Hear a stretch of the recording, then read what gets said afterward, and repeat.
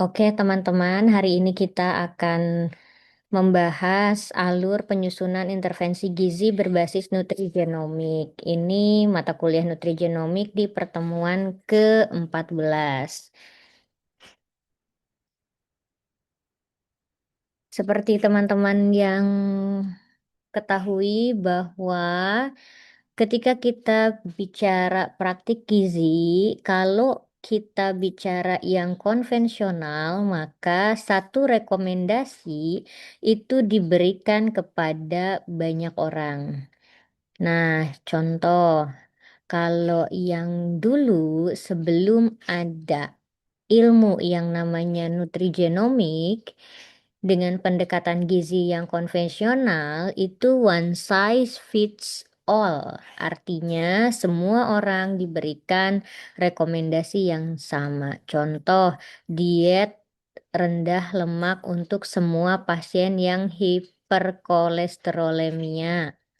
Kemudian juga contoh lain, diet rendah gula untuk semua pasien diabetes.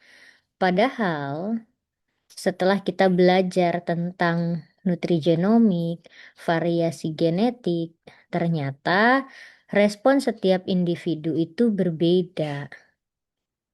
Nah, kenapa? Karena memang ada yang namanya variasi genetik. Kalau sekarang pendekatan gizi yang sifatnya personalized nutrition itu akan mempertimbangkan genetik, variasi genetik, lingkungan, dan tentu gaya hidup dan juga mikrobiota usus. Bisa jadi keempat aspek itu berbeda.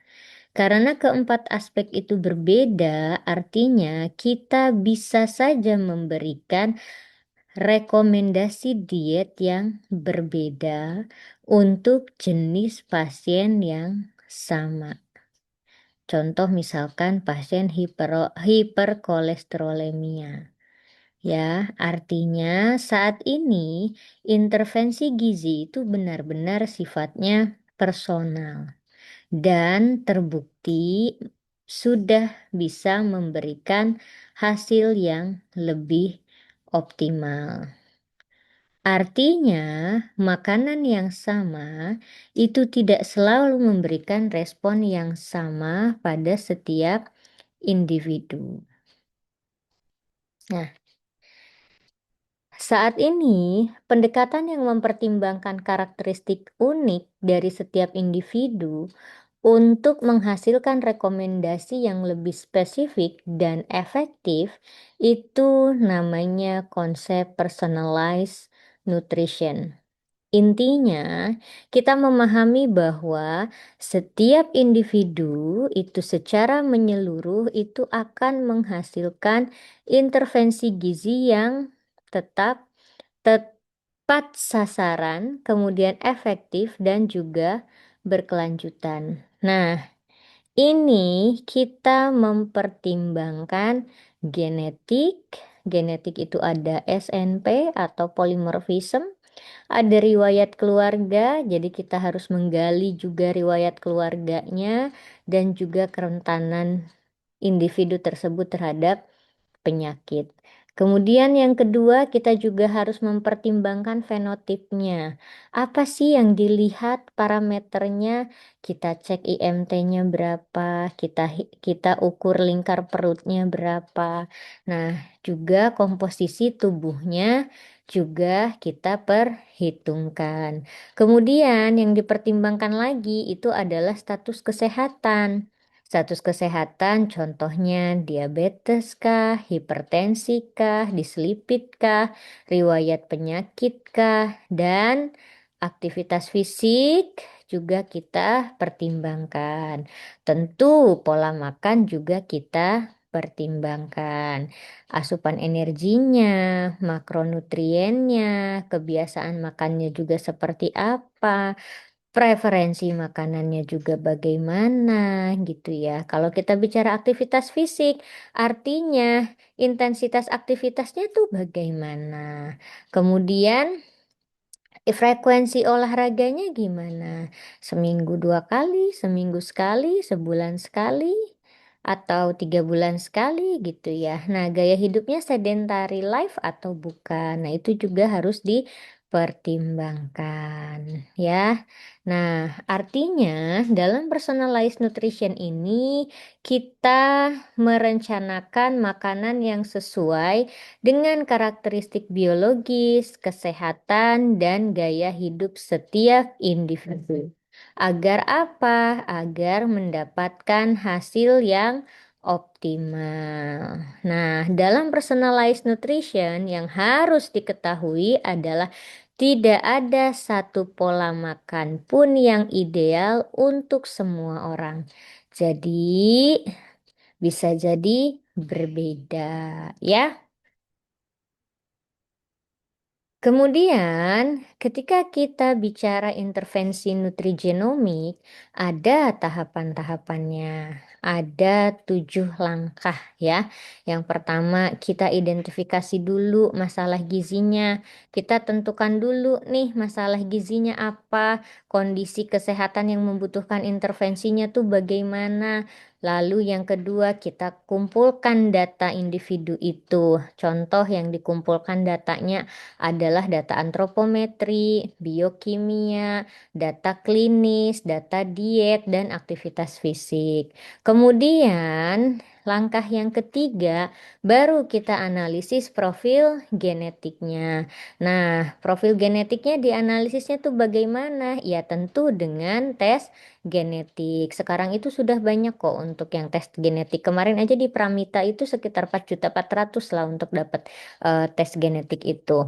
Nah, di sini nanti di tahapan ini kita akan menganalisis informasi genetik seperti polimorfismnya apa saja, kemudian variasi gennya seperti apa, begitu ya. Nah, langkah yang keempat baru kita interpretasi antara hubungan si gen yang tadi hasil dari step yang ketiga dengan zat gizi. Nah, artinya hasil dari tes genetik itu kita interpretasikan bagaimana variasi genetik ini jika ada mempengaruhi respon terhadap zat gizi.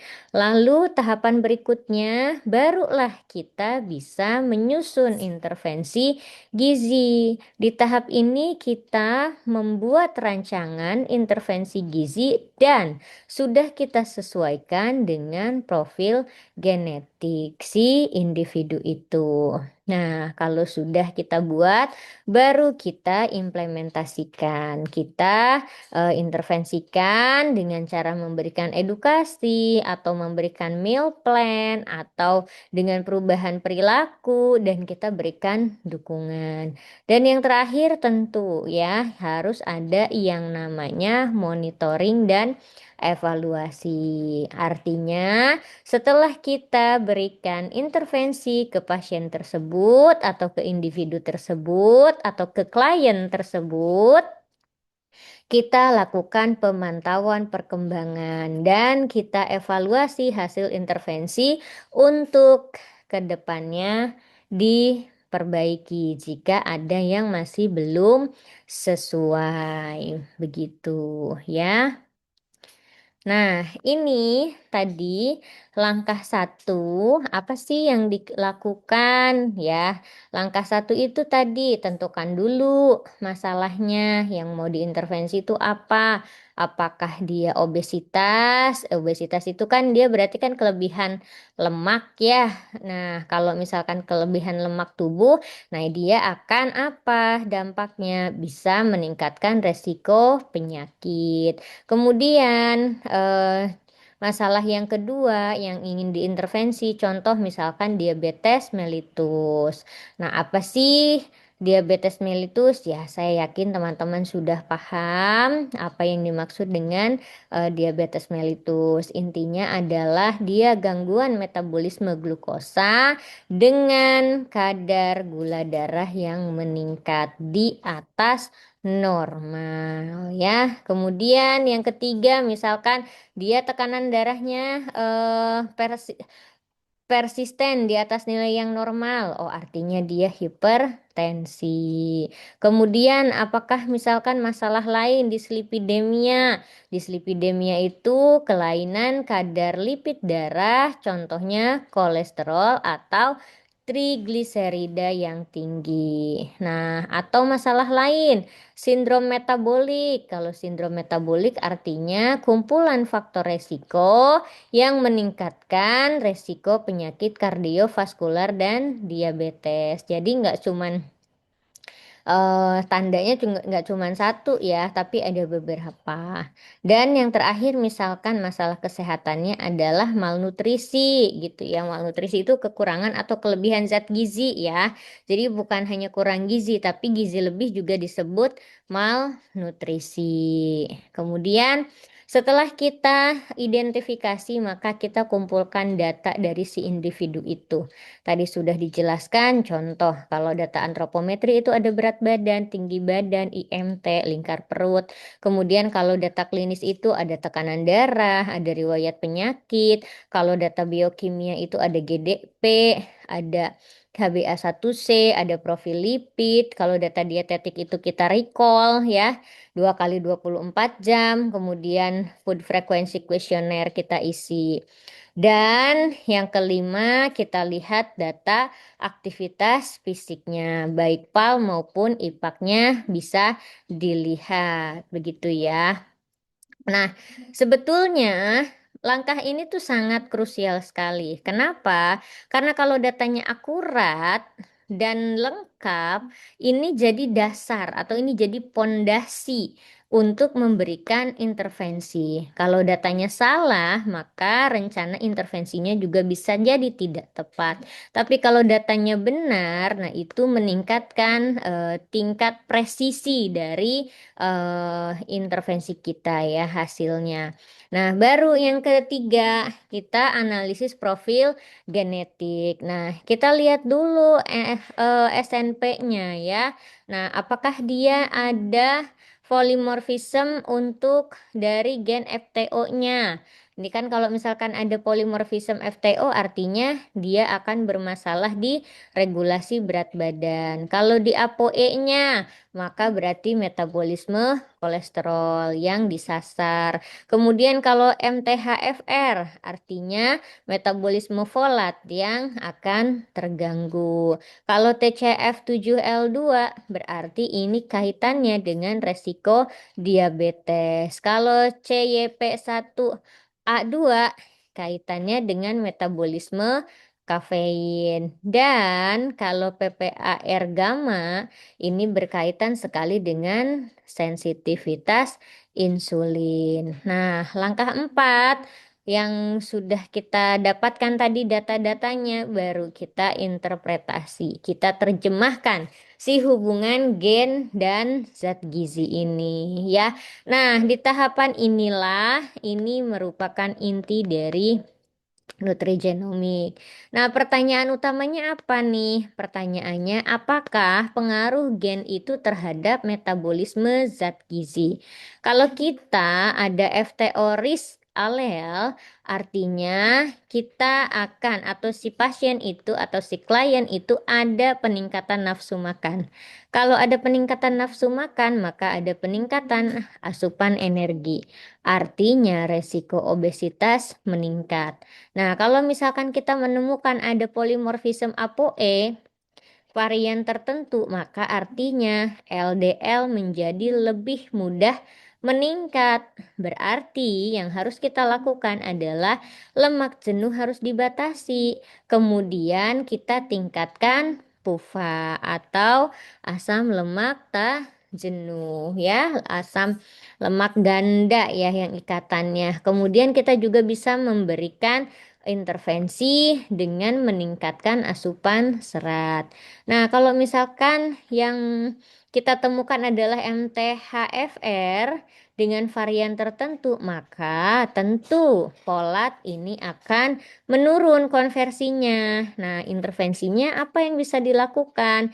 Bisa dengan meningkatkan asupan folat, bisa dengan meningkatkan vitamin B6, dan juga bisa meningkatkan vitamin B12 ya. Nah, langkah berikutnya, langkah yang kelima, kita menyusun intervensi gizi ya. Nah, prinsipnya adalah intervensi itu harus berdasarkan kondisi klinis si klien atau pasien. Kita juga harus mempertimbangkan profil genetik dan tentu kita harus mempertimbangkan yang evidence based atau berbasis bukti. Apa saja komponen yang kita hitung? Kita hitung kebutuhan energinya.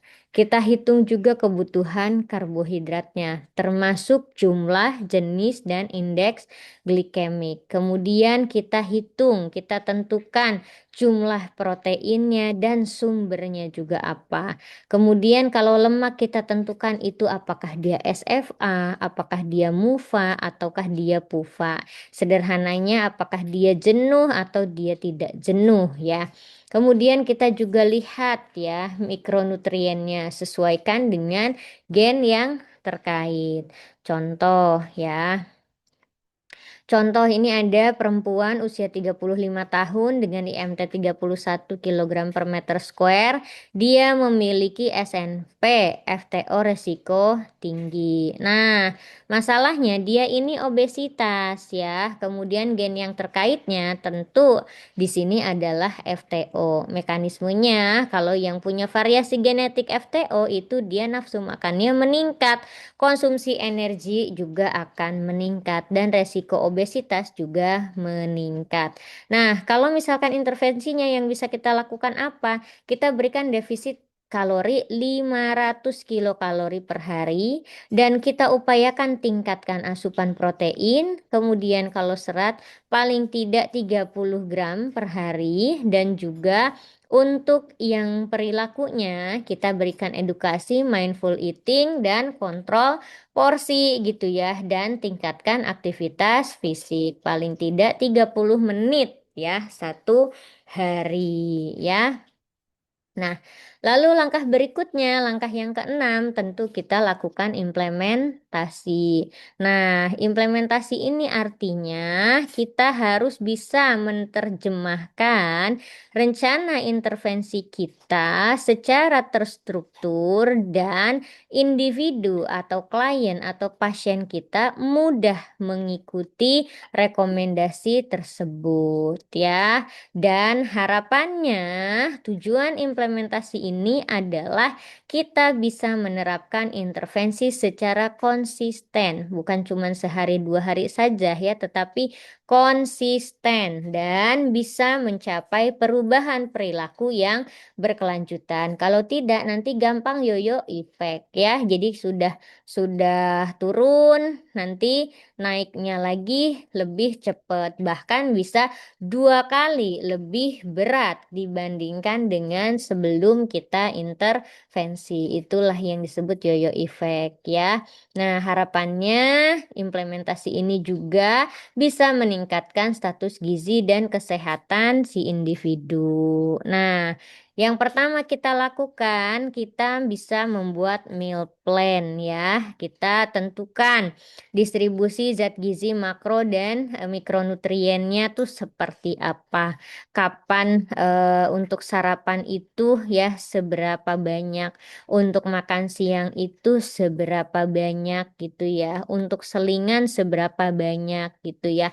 Nah, juga jangan lupa kita sesuaikan dengan kondisi klinis dan profil genetik si klien atau si pasien dan selalu pertimbangkan preferensi dari si individu. Jangan orang tidak biasa makan salad dikasih salad. Orang enggak doyan daging atau dia vegetarian, kita kasih daging gitu ya. Nah, itu yang tidak tepat ya. Jadi selalu perhatikan preferensi ya dari si klien. Jangan yang muslim rekomendasinya makan proteinnya B2 gitu ya. Nah, gitu ya itu ekstrim banget sih. Nah, kemudian yang kedua, dari meal plan tersebut gitu ya. Dari meal plan yang tadi kita hitung gitu ya, buat breakfast sudah kita hitung berapa, buat makan siang berapa, buat snack berapa, buat dinner berapa. Nah, kita buat meal plan tadi jadi menu gitu ya. Menunya apa nih gitu yang akan kita berikan. Nah, artinya kita harus memperhatikan apa lagi? Kita harus memperhatikan variasi menunya ya. Kita juga harus menentukan siklus menunya itu berapa hari. Jangan sampai dia bosen ya.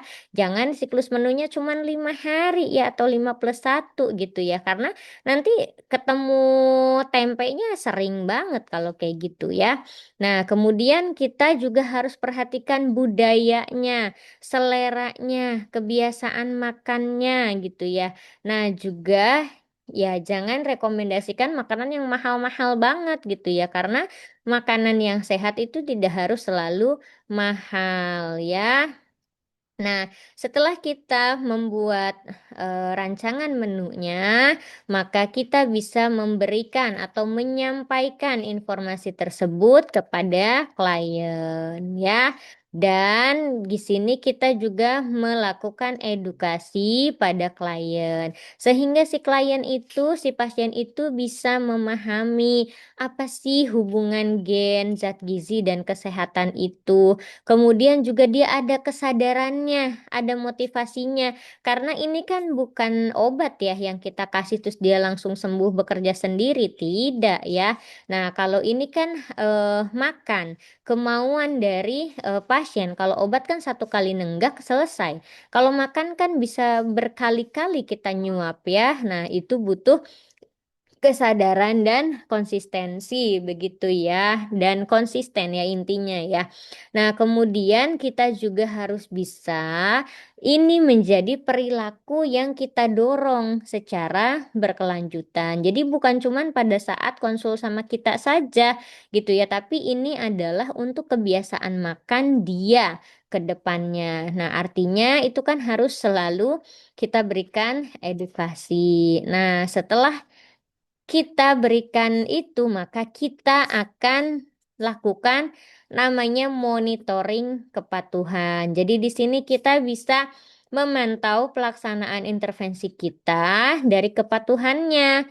Jadi nanti ada food diary atau food atau bahkan food record gitu ya. Kemudian pemantauan asupan dan perilaku, kemudian evaluasi hambatannya apa dan kita berikan solusi. Nah, kita dari hasil evaluasi itu kita bisa lakukan adjustment untuk intervensi bila memang diperlukan. Nah, ini tahapan yang tadi saya sampaikan ya. Setelah itu, tahapannya adalah monitoring dan evaluasi. Ini untuk melihat efektivitas dari intervensi yang kita berikan. Dan di sini kita bisa melakukan penyesuaian jika memang diperlukan gitu ya. Boleh sekali kok di-adjust begitu ya.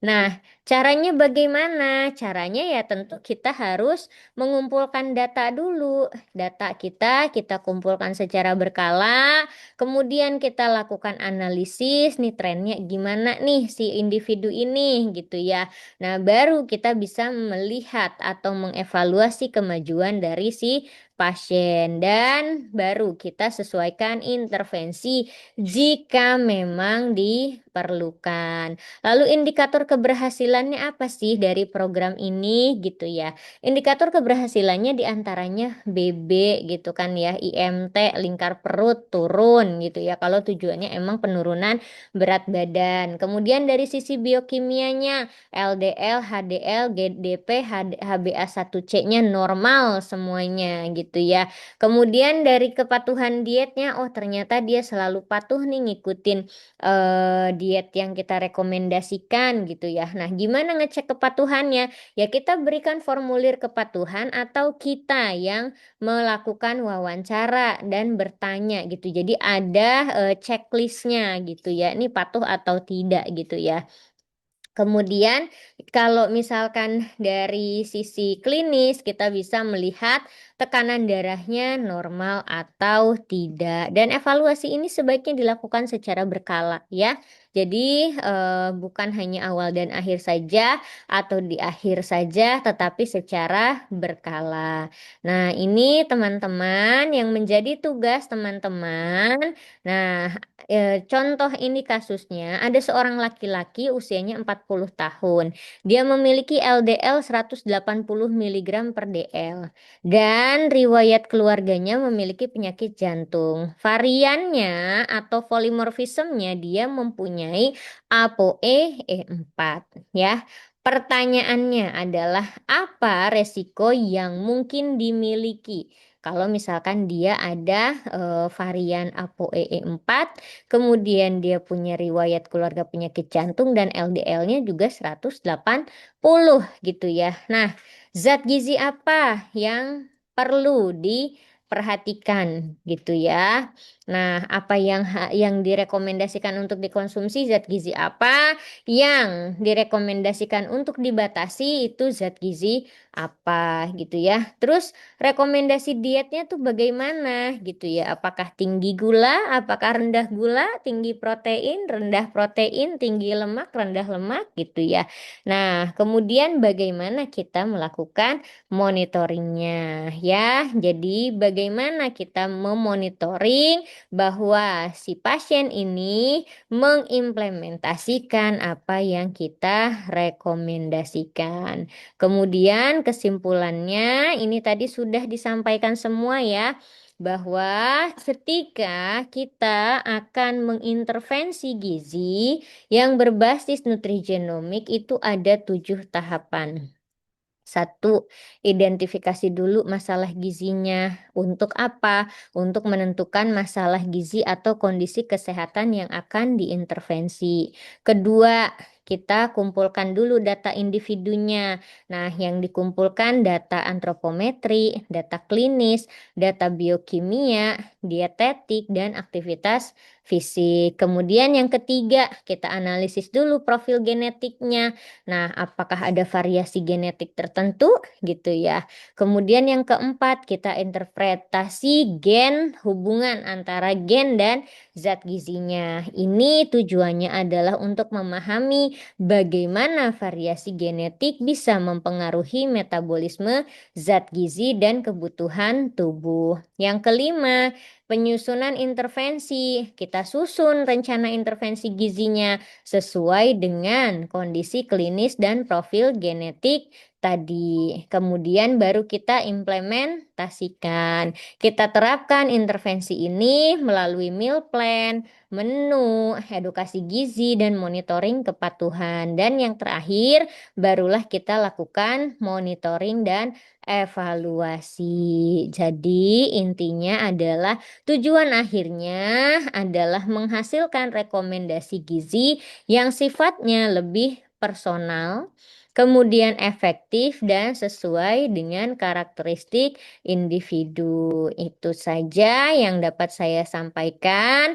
Terima kasih. Assalamualaikum warahmatullahi wabarakatuh.